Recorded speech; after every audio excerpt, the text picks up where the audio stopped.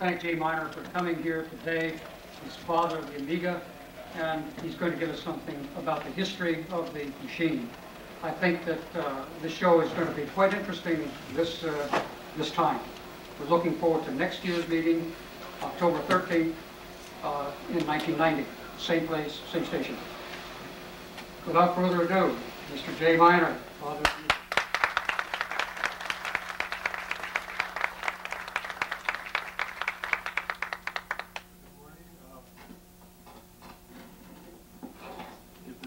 So I didn't have to hold it. Good morning. Thank you all for inviting me here, at least Jack, and it's a pleasure to be here in Dallas. I brought with me some tapes of the latest Amiga commercials, and before I get into the main part of my talk, I'd like to run those tapes and show you what Commodore is doing now with commercials. So lights please, and run the tapes.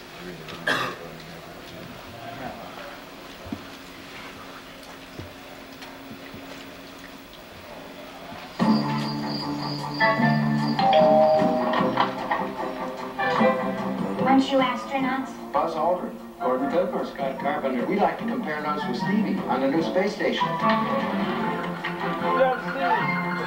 Hello? Hi, tell me the sort for Stevie. Hello, Tom. Just a question about moving Red up to the number 2 position. Yeah, second, and this will work. It's perfect. Hi. Hey. We're the Pointer Sisters. Stevie's expecting us. Well, come in. We need help with our new album. The Amiga. Color, sound, graphics, power. At a price to make it truly the computer for the creative mind. What can the Amiga do? Well, what do you want it to do? Mr. O'Neill, Stevie is upstairs, but it's kind of crowded. Would you like some fried chicken while you're waiting? Amiga from Commodore. The computer for the creative mind.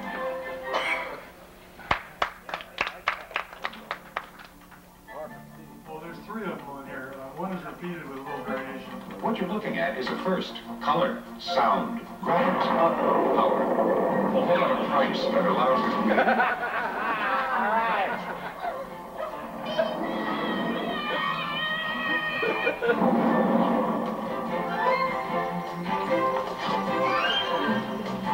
Amiga from Commodore. The computer for the creative mind. And now the next new rock performer of the year is Stevie Palmer. Thank you very much. Oh my gosh, did it get over here? Is that your next door neighbor? what a surprise! I'd like to thank my agent, my arranger, and Sheena, the girl next door. The Amiga computer. Professional video production at amateur prices. Stevie, You rodent. Amiga.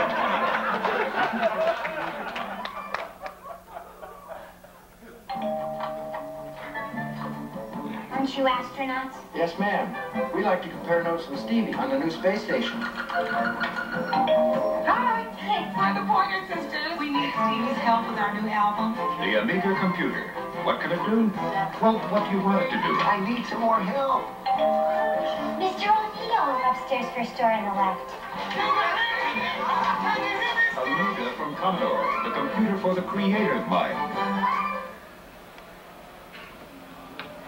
That's it. Whoa.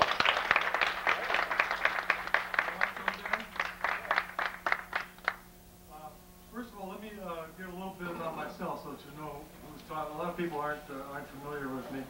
I was one of the founders of the original Amiga Corporation in Santa Clara. That was in 1982. I was vice president of engineering, and Dave Morris was our president. We brought him out from back east to be the president, and we set up the company there in some little offices. And my history in computers goes back through Atari. I learned most of my video work at Atari. I started with Atari in 1975 when they were in a very small building out in Los Gatos. And I designed the chips that are in the 2600 video game machine. Then I went on to design the chips that were in the 400, 800 computer series. In fact, I was in charge of that whole design, the 400, 800 computer for Atari. And in 1979, I got fed up with Atari. They had changed hands a couple of times by then. The original people were no longer there, and they weren't being responsive anymore, so I and a lot of other people left Atari. I went to work for a small pacemaker company that designed implantable pacemaker computer chips in 1979, and stayed there for 2 years. One day, a guy from that I used to work for me at Atari called me up and said, "Jay, I want to start a company." And I said, "Well, you know, I've got this good job. I don't want to leave it. And but I know someone that knows a lot of people with money." So I introduced him to my boss, who knew some people in Texas here. In fact, some people down on the Gulf Coast. I forget the name of that little town now. Freeport. Down in Freeport, had a lot of money. Wanted to start a video games company. So I introduced them together, and they hit it off really good. Decided to start a business and made up a business plan. I brought Dave Morris back from back east to be the company president. And this guy that was agitating all this, his name was Larry Kaplan. He was really the original founder of the Amiga, if you think of it that way. Although at that time it wasn't called Amiga Corporation, it was called High Toro. I'm not sure what that meant. I think it was something like Watch Out Bull. But we changed the name later on. Anyway, how I got into it, this guy, Larry Kaplan, things weren't going fast enough for him. The company wasn't starting fast enough. He wasn't getting a big enough piece of the action or something. So he quit and left. And there we were with a company with a business plan, investors to finance it, a company president, and that was it. And offices on Santa Clara, and nothing else. So they asked me if I would come on board and be the VP of Engineering and spark the thing, which I did. In retrospect, I'm glad I did. Yeah. A few Amiga lovers in the audience. So we started in these little offices in Santa Clara, and I started designing the chips, and I hired about half a dozen other engineers and programmers to help me, and they in turn hired more people. Did you ever see that Walt Disney movie called Fantasia, where Mickey Mouse is the sorcerer's apprentice, and he keeps getting these brooms to help him carry water, and pretty soon he can't stop them. The brooms are hiring more brooms, and there's so much water it's a flood. That's the way I feel now. I started this thing, and nobody can stop it now. It's amazing. Anyway, we designed the chips. It took about 6 months. A lot of people are very interested in why the Amiga ended up like it is in terms of the amount of memory and so forth. Well, the investors wanted a video games machine. They wanted something that would sell in the neighborhood of $250. And so therefore our president wanted the same thing, because he was very close with the investors. I personally wanted a very expandable, low cost, but expandable, very expandable home computer that could do really good flight simulators. I was hooked on flight simulators. A friend of mine worked at Link Corporation, and he took me over there and showed me all of the big flight simulators that they have for the military. I said, "Oh God, I've got to have one of these at home. Even if I have to design my own, I've got to have one of these at home." So that was one of the first requirements of the Amiga, was my desire for a flight simulator. And plus I wanted to be able to run all kinds of programs on it, so I wanted it to be general purpose. That's why the Amiga eventually, Amiga 1000, ended up with an expansion port on the side. I had to fight Commodore for that, by the way. It's getting ahead of the story a little bit, but after we became part of Commodore, they wanted to take that expansion port off the side of the machine, and I put my job on the line and said, "We've got to have the expansion port." And it stayed. I was surprised. I expected to lose my job. Anyway, we took the machine in its original form, which was a bunch of these big breadboard cards, all stacked vertically. There was a breadboard for each of the 3 custom chips that are in the Amiga. And I want to get into a little bit what's in those custom chips too in a minute. But these 3 big breadboards we took to the CES show in Las Vegas, and we had to send 2 technicians along with it to keep it working, because every once in a while a wire would fall off. On the back of each one of these boards is 3,000 of these little wires with wire wraps on each end. And one would fall off, and you didn't know where it came from. These technicians knew that machine so well, they could go in and inside of 5 minutes with an oscilloscope, they could see there's where the wire goes, and put it back on, and we'd be working again. It was really wonderful, and we sent some software people to the show in Las Vegas too. The software people were behind the counter writing the demo software as they were demoing it on the floor. They were up all night when when the convention was closed, they were up all night writing the Boing Ball demo you've seen probably, the bouncing red and white soccer ball, which is the Amiga trademark for those of you that aren't, or used to be the Amiga trademark.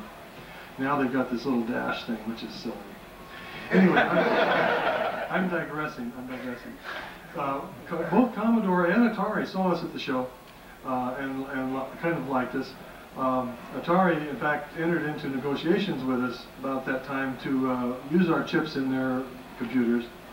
We had a letter of agreement from them that they would give us a certain amount of money to keep us from going into bankruptcy. We were very close to bankruptcy at that point in time. This was about 83, I guess it was, 83, 84, in that time frame. We had run out of money.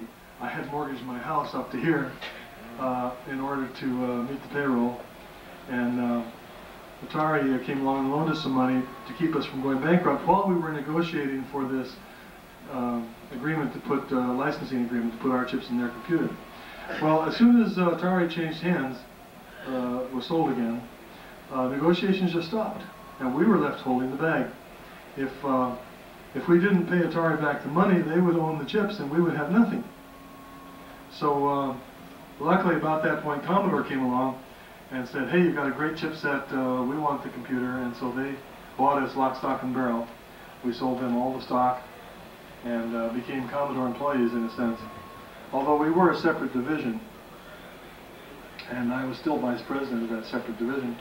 They brought in a new president from Apple, a guy named Rick Geiger, where they moved us into these fancy new buildings out in Los Gatos, where the Amiga was actually finally put together for production engineering.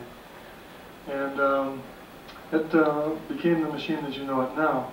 I've skipped over a few little things. We'll have a question and answer session after a while. This is supposed to run about an hour, and I'm supposed to talk for about half an hour.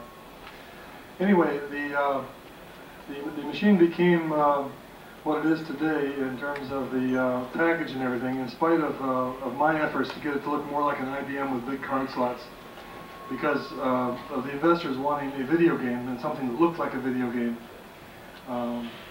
I said, no, it's got to look like a computer. And he said to me, my president said to me, well, what does a computer look like? I said, well, you've seen the ads for the IBM with Charlie Chaplin, haven't you? And he says, yeah. I said, well, that's what a computer should look like.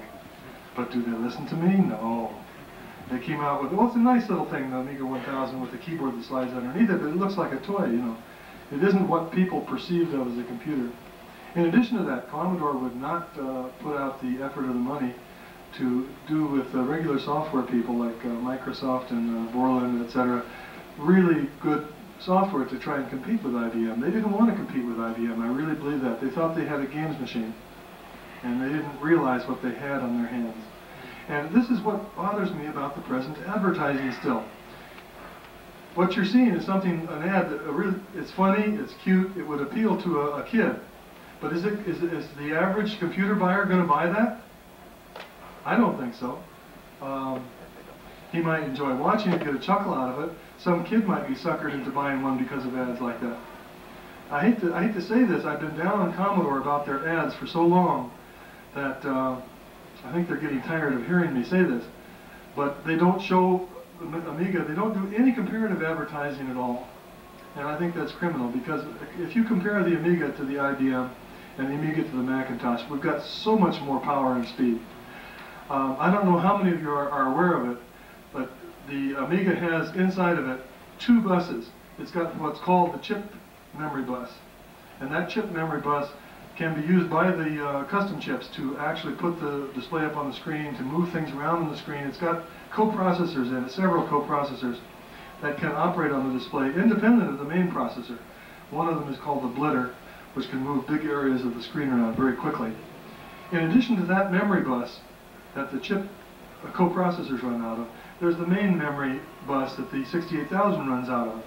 The 68000 can also talk to the display chip memory, but it doesn't have to. So the 68000 can be running its own program in its own memory bus at the same time as all of this display work is going on without having the processor do any of the display fetching or moves. So this gives the Amiga a lot more speed and power than the other machines. In addition to that, software-wise, we're kind of the best of both worlds. We've got the command line interface of the IBM world, and we've got the really excellent windowing icon mouse-driven system of the Macintosh world. So that, and personally, I find that on my machine, I use them about 50% of the time I'm using the command line interface, and about 50% of the time I'm using the mouse. And that seems to work about the best for me. So we do have a superior machine. Getting back to what I was saying, but there's no ads comparing these features or showing these features. There's no ads describing the blitter. There's no ads describing why our audio is superior to anybody else's audio. We've got 4 channels of stereo sound. Other machines talk about 8 voices or 16 voices. Do you know what that means, a voice? It means a single sine wave. It doesn't mean a complex waveform. It means a single sine wave. They call that a voice. We can have a flute on one channel, a harpsichord on another channel, and drums or cymbals on another channel. And each one of those would occupy about 16 voices, at least all by itself, on another computer. So if anybody from Commodore is here, we really need some comparative advertising, and some advertising that shows things like MaxiPlan, which is a version of 123 on the Amiga that imports 123 files from the IBM if you need to, and puts them back out again. But it also has many features that the IBM does not have in terms of spreadsheets for business work. And the list can go, I could go on and on for hours about software on the Amiga that is equivalent to the other software, but easier to use with better graphics and sound. Anyway, I digress again. Commodore bought us, moved us out to Los Gatos. I became a company president, or a division manager actually is what it is, because we were part of Commodore at that time, the Commodore Amiga in Los Gatos. Atari sued the heck out of us because they said that the chips were too similar to the 400 and 800, which they weren't, but they were mad at Commodore for for bailing us out of the news that Atari thought they had us in. So Atari and Commodore had this big feud going, which resulted in lawsuits against poor little Amiga. And it took me quite a while to defend those lawsuits. I had to get up in court and tell them why the chips were not the same, and I had not violated any patents from Atari when I designed the chips. We ran in Los Gatos quite well for a couple of years, from 84 to 86, and then Commodore found themselves in really big financial trouble. The 64, for some reason, was not selling well. Of course, they weren't advertising it very much either then. Plus, when Tramiel left Commodore, he left a lot of unusable, unsaleable inventory that was not written off until that point in time. So all of a sudden, it looked like Commodore was on the edge, and the bankers were on Commodore's neck. So Commodore tried to cut back everywhere. They cut back in Westchester, they cut back in Germany, and they cut back in Los Gatos. Well, 70% cut in personnel at Westchester still left thousands of people. 70% cut in Los Gatos at poor little Amiga left about 5 of us. So Amiga in Los Gatos just kind of petered out. We didn't have enough people to make it sustaining anymore. We didn't have enough projects to make it sustaining, and people started leaving at that point. And Commodore closed it down, moved all the furniture back east to Westchester, and kind of put me out to pasture, so to speak. That's a very brief, short history of the Amiga.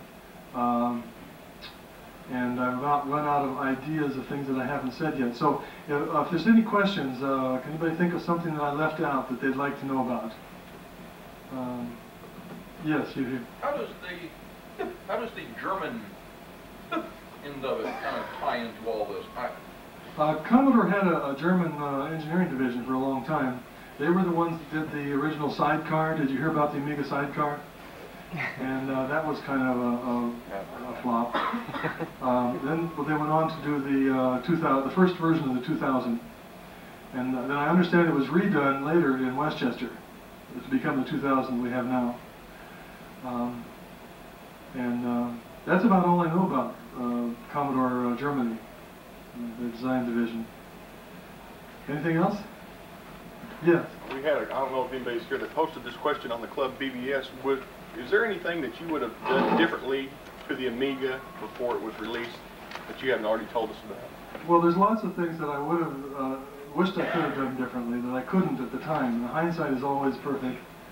In this case, foresight was pretty good too, except that you've got to compromise. Engineering is the art of compromise. The only thing that I really wouldn't compromise on at all was that expansion port on the 1000. I had to compromise on the shape of the machine. I had to compromise on the memory requirements. I would have put more memory into it in the beginning. 512K as a bare minimum with empty slots up to about 2 megabytes, I mean. 512K would have made a lot of sense in that first Amiga 1000. Also, I probably, in hindsight, I would have designed it with pixel graphics instead of bitplane graphics. They're a little more standard and versatile now, it turns out. The bitplane graphics allow you to move data around much faster because you have less data to move if you have very few bits per pixel, which was the case in the 64 and the early Amiga. We worked mostly with 4-bit planes, 5-bit planes, 3-bit planes, which means 4 or 5 bits of information defining each pixel. But they were arranged in a bitplane fashion, so we could move 16 of those bits at a time with the computer, rather than moving 3 or 4 bits at a time, if they were pixel-oriented. Well, now with memory the way it is, and computer designs the way they are, moving 16 bits of a single pixel to define a single pixel is more efficient in terms of high color quality and lots of color definitions. So I would have, in hindsight, I would have done that differently. I would definitely have worked harder to get Commodore to support the developers, especially people like Microsoft and Borland. And I kind of sat back and didn't do as much as I should have along those lines. Question down here. Yeah. It doesn't seem to me that the multitasking abilities of the Amiga started off as being something that would have to do with a game machine. Where did that? There was a fellow we hired. The first software guy we hired was named Bob Paraso. He was kind of a hippie type with a long ponytail and a real nice guy. He hired the rest of the guys, and some of the guys were from Tandem. Tandem Computers is where Bob Paraso came from, and he was really into multitasking. So it was Bob Paraso's push that gave us multitasking. That combined with the software from England, the Tripos software that was done, the first multitasking operating system that Amiga got. And then it got refined a little bit, but not too much. That was our operating system, and how we got that was a default. They were looking at another system, I forget if it was OS 9 or what it was, but there was some other multitasking operating system that had some legal problems involving our use of it. And at the last minute, that fell through, and we had to find another one really quick. Well, they ran into Tim King from England, who had this operating system that we have now, or at least the basic beginning building blocks of this operating system that we have now, and let him go to it. And I think it was a good decision because now I think we've got a better operating system than we would have if we'd gone with the others. Yes? What's the history behind the whole modified creation of this? Oh, that was my baby. I was talking about the fellow from Singer Link that showed me the flight simulators, and I asked him how they worked, and he was telling me about these huge line buffers they have, several of them, each one having 64 bits deep. Well, each one of those pixels on the screen is represented by one of these line buffer registers, 64 bits deep, and there was something like 1,500 of them across the screen. And you have to have 2 of those for line buffering purposes. Well, what that line buffer did with the 64 bits in each pixel location across a single horizontal line was to define the starting color of a field. But then in that would be a thing that said, don't use the same color, but start with that color and increase the intensity a little bit, or increase the hue, or change the saturation, luminance. The 3 values, hue, saturation, and luminance, were the 3 values that they were using in these flight simulators. And it happened to be that we were working with NTSC television, and the NTSC television signal generating circuits were on the chip at that time, on the Amiga Agnes chip. So I said, well, we can do the same thing. All we have to have is a register to hold the last pixel value of the color, and change either the hue, saturation, or luminance fields of it, depending on the next bit. Only change one of those fields, which means we only have to change 4 of the bits instead of 12 of them. So it's a holdover from that and from the NTSC being on the chip, being able to change the hue, the color very gradually over a field on the screen with a very small amount of information. But when we took the NTSC generating circuits off the chip in order to make room for more RGB circuits, I wanted to take the hold and modify out of there because it was, in my opinion, at that time, it was really only usable for hue, saturation, and intensity. RGB, you know, who wants to hold the red while you change the blue and the green, right? Or who wants to hold the green while you change the red and the blue? But the guy that was doing the actual drawing of the chip layout itself said, if we take that off, it's going to leave a hole in the middle of the chip. We don't have time to re-lay out the whole chip to take advantage of that hole. So let's just leave it in, and if nobody uses it, that's fine.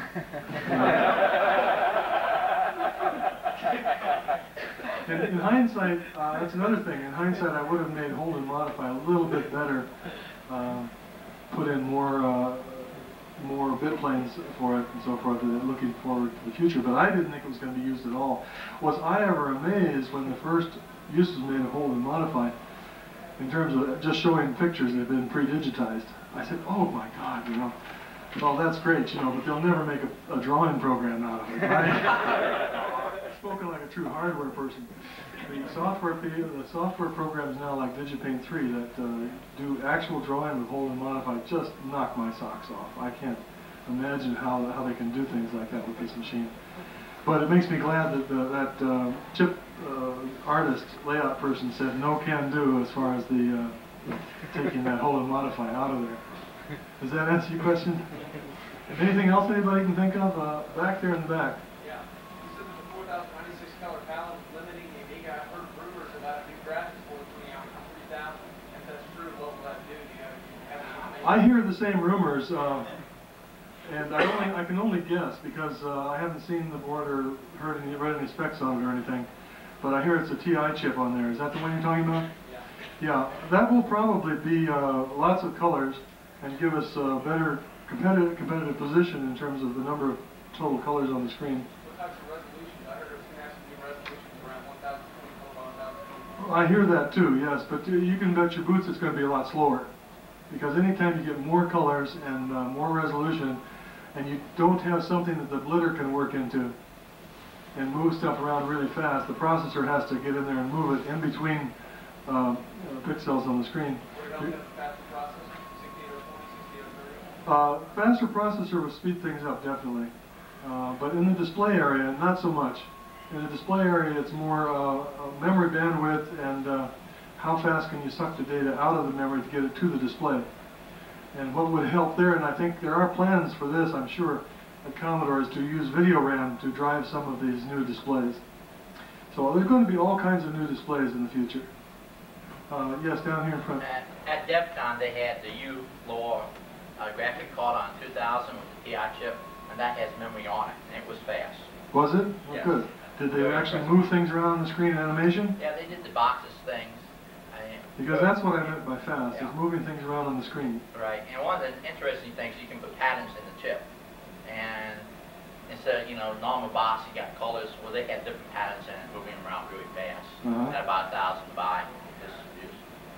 They have about a megabyte on it. It's going to be expensive though. Most of the higher resolution color displays on machines like the Mac and so forth have a frame buffer that allows them to be that way. Right. And the pipeline into that frame buffer is very narrow and slow, and you can't move stuff around very fast in animation. And I had assumed that the display chip you're talking about would be the same way, but I haven't seen it yet. I'm looking forward to it. I'll probably buy one myself. I bought a flicker fixer. That's a good product. It fills in all these lines in between the lines for you. Even on low resolution, it looks great. It makes low resolution look like a painted picture. Anything else? Yes, right down in front here. He got his hand up. I'll get you two next. You were talking about the voices of music. Yes. in the Commodore 64 and 128, your SID chip is only capable of 3 notes at a time. 3 notes at a time? What is the Amiga capable of? Well, it depends on how you define the note. You can have, on one channel, you can have a dozen notes because the waveform is very complex, and it represents real waveforms that can sound like 3 or 4 notes at the same time. In the SID chip, you can have 3 voices. Can one of those voices be a guitar? Guitar.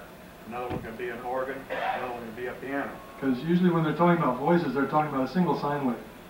These are multiple sine waves, but only one note in the scale can be played by that one particular voice. In other words, 3 notes in the scale can be played, but no more. Voice. In other words, 3 notes in the scale can be played, but no more.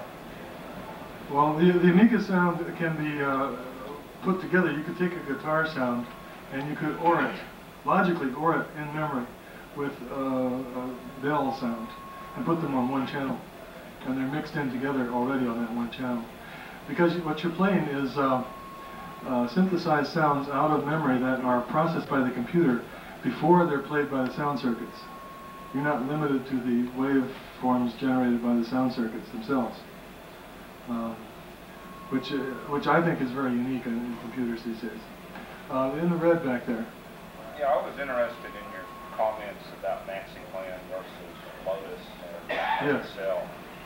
I'm an engineer. We do a lot of data reduction where I work using primarily Lotus or Excel on Mac. And I think Maxi Plan, which I use at home, compares in a superior way with Lotus. For what we do, it's mostly inferior to Excel. I haven't used Excel, so I'm not sure about that. I can't comment on Excel. The other comment I'd like to make is that the commercials we've seen certainly aren't going to do anything towards selling people rivalries online. You're agreeing with me about the commercials then? 100%. Okay. Yes?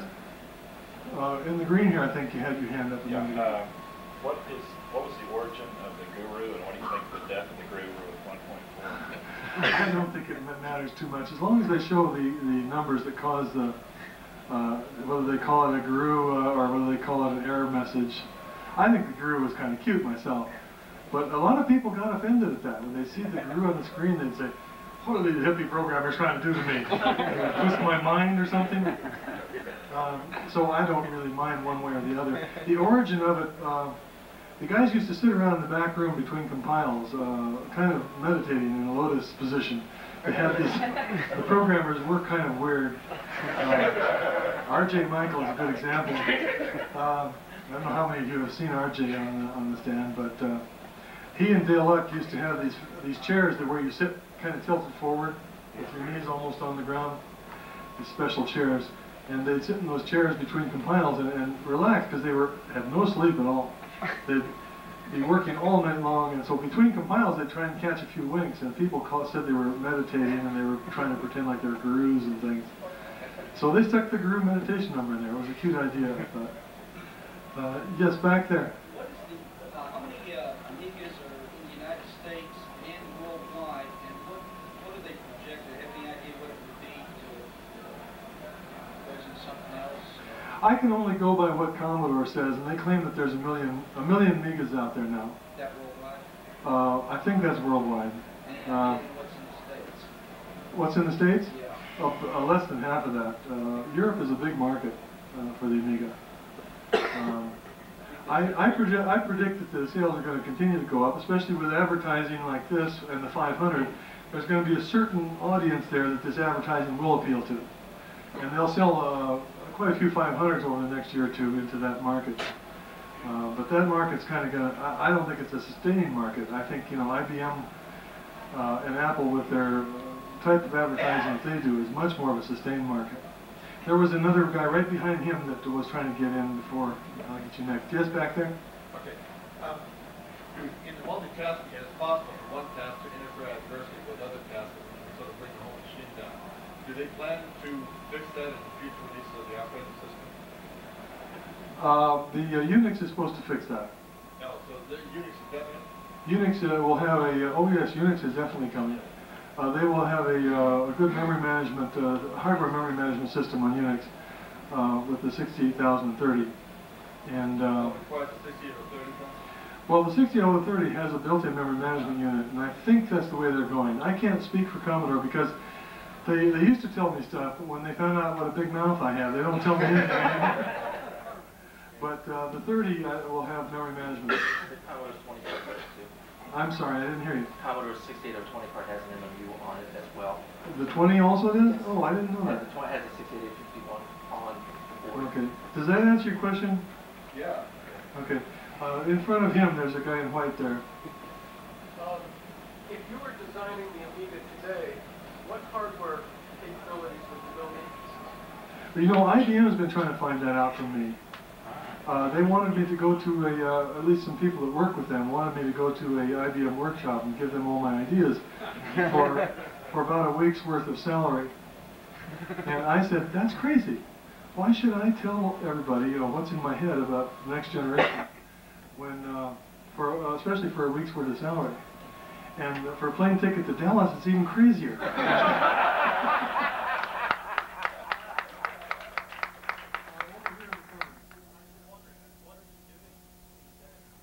Well, I'm doing a lot of playing with my computer at home. I've been retired for a couple of years. I was quite sick for about a year there. I came down with complete kidney failure, and I was in the hospital, and I was on one of those dialysis machines for almost a year. And then my sister graciously donated one of her kidneys to me, and I had a kidney transplant. That was about a year ago now, and it's taken me the last year to really get back into the swing of things. I've just taken a job at a little pacemaker company called Venturetex out in Sunnyvale, designing pacemakers again. I did that once before, and they made me a really good offer that I couldn't refuse. So I might still work with, and probably will work with Commodore as a consultant in the future. So that's what's happening now. Doing a lot of boating and gardening, wonderful bunch of dogs that I play with a lot. Yes, here. I'll get you way in the back here in the white next. I'm rumor mongering, but I heard that Commodore has contacted you about maybe coming to work for them again. Is that true? Or? No, not that I've heard of. Or maybe Commodore should go to work for you. Well, there's a problem there. You know, they like people to be back east, and plus, I don't think they want to hear me say, "I told you so, I told you so," in the white back there. I'm an Amiga lover, definitely, because I have 3 Amigas myself, all 3, and I have one at my job in Palestine, Maryland. But That's the wonderful. question I have is, we also have Macintosh, and we're trying to integrate the 2 together. That's a foreign word, but Macintosh is very good. Oh, it's a good machine. I have no quarrel about The it. question is, I just got back from San Francisco at the SIBO conference, and I did not see anything on Amigas, and I was wondering what's wrong with Commodore, that they don't get in and help some of the developers work on desktop publishing. When you ask what's wrong with Commodore, I have to ask the same question because I've been in lots of airports lately, and I see at least a dozen different computer magazines on the news shelves in those airports. Not one single Amiga magazine in there, and there must be a dozen Amiga magazines that would just love to be put into those stores. Now, I don't know if it's the magazine's editor's fault or if it's Commodore's fault, but boy, if I was a PR person in Commodore, I would be sure that every airport, every magazine store in every city in the country had at least 2 or 3 of Amiga magazines in there. It's criminal, the lack of PR and the poor PR that we've had for over 3 years now. Well, there's a definite application that the Amiga fits into, even though some of the colors, 16 million colors is available on the Mac 2 is there. It's great. The Amiga, multitasking and speed, is a great editor, and it could be used by the masses for editing, and then pass that data over to the Mac 2 for the final processing. You're absolutely right. I couldn't agree with you more. Anybody else? In front here? Are those the only 3 commercials that we're going to get for the so-called $14 million? Darned if I know. I got those in the mail from Commodore. I'm not even sure I should be showing them here. We didn't see anything. You didn't see anything from me, right? I had no idea where we And had those. it came in the mail and had no explanation with it at all, no restrictions either, so I figured, well, if you're not going to tell me to keep it private, why should I keep it private? But as far as I know, that's the only three. And would you, if you were doing it, would you make a frontal assault with IBM? Would I make a what? A frontal assault or comparison between the Amiga and IBM? Of course I would. I would even show there's two machines on the screen at the same time, running the same type of program. Some of the IBM spreadsheets is one of the good examples that comes to mind, side by side with the graphics and mouse control of the Amiga. And put the price down. And the window control. And with the price tag down at the bottom. Well, I see you back there, and I'll get you in just a second. You're the next one in line. Oh, I forgot what I was going to say. Okay, in the back there. Some of them came in late. Will we be able to not see the commercial again? Oh no, but in fact, hang around. I'm almost through here. It only takes a few minutes to run through them. We'll do them again at the end here. What were we talking about? I had something I was going to say with respect to that. Well, we got as far as the price at the bottom. You were just talking about how you would do the commercial. Oh. What points you would make? Oh yes, the software running side by side on the two machines. What really frosted me about Commodore's commercials was back when Atari was trying to really push their ST product. They were really running down the Amiga in ads. They would have comparison advertising. Here's a chart. The Amiga has this feature, which is lousy. The Atari has this feature, which is great. Commodore would not answer back. Commodore refused to refute those commercials. Refused to take any counter-advertising space to tell them that they were lying about the Amiga. That was not the specs of the Amiga that they were pushing on screen there. And I couldn't see that at all. It just bothered me. And the same thing with the IBM and the Mac. Comparison advertising there, I think, would do a great deal of good. How are you doing on time? What time is it? 13 after 11. About 3 minutes. Another 3 minutes. About 3 more minutes. Any more questions? We've got another. I see one in the back there.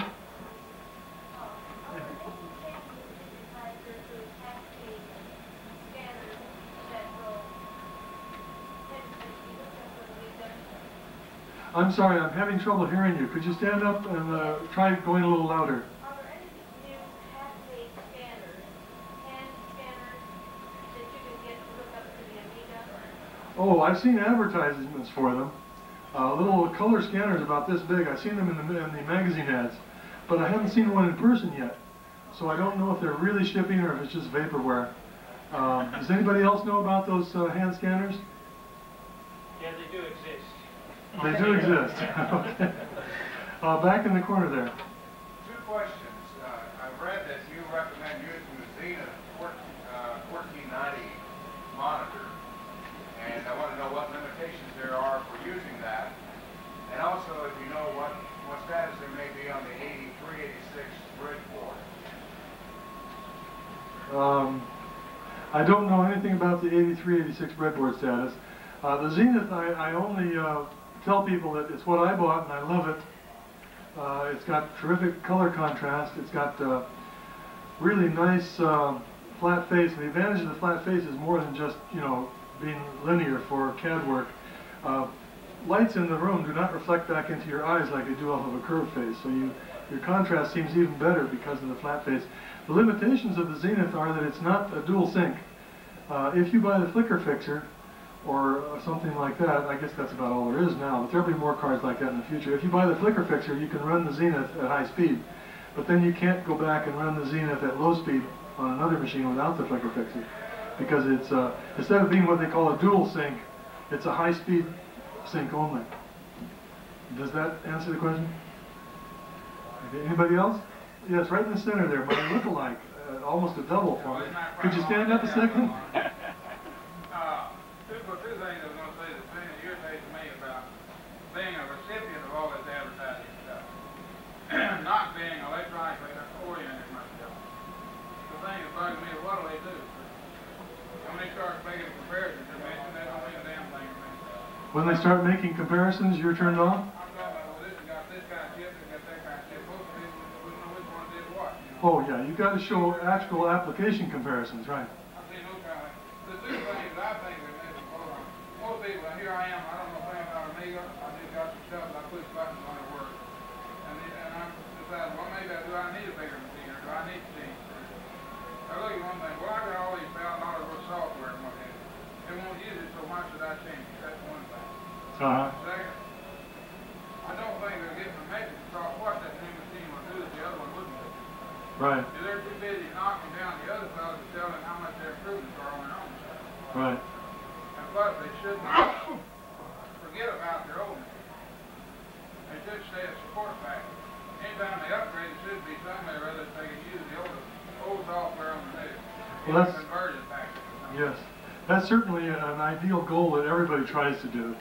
But there comes a time eventually when you've got to break with the old and do something new because you just can't patch onto it anymore. Well, I realize that an obsolescence, but what I'm saying is they'll pick one, you got one of them, that much time for something supposed to obsolete the other, and they've already bought a brand new one. Oh yes, I was quite annoyed with Commodore for not supporting the 1000 anymore.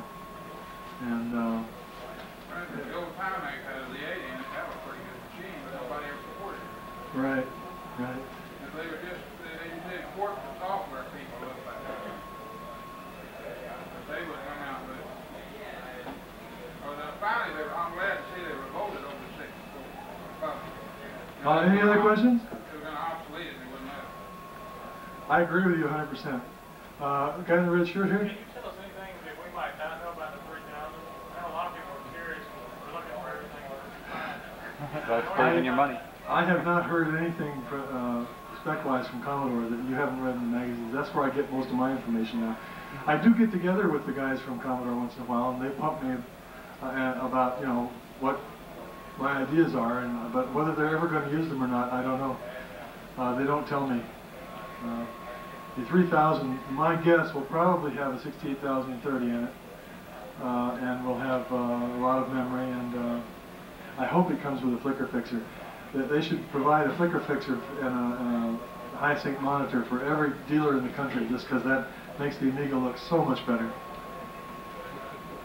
Well, I guess that about wraps it up then. I want to thank you for listening to me and taking the time to come here. We'll show the Amiga commercials again now, if it's all right with you. How about just one announcement first, and then we'll... One announcement first, he says. Okay.